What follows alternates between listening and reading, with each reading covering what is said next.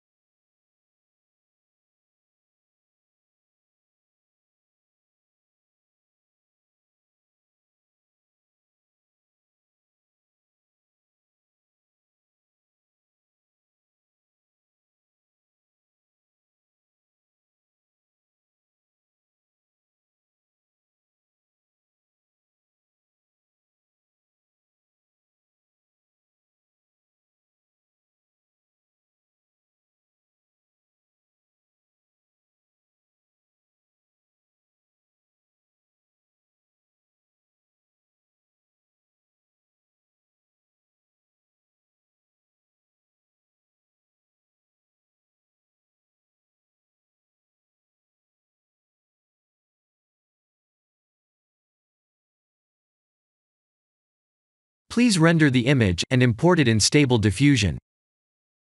I'll share the full prompts in the description below. Please set the preprocessor to none, and select the correct depth model.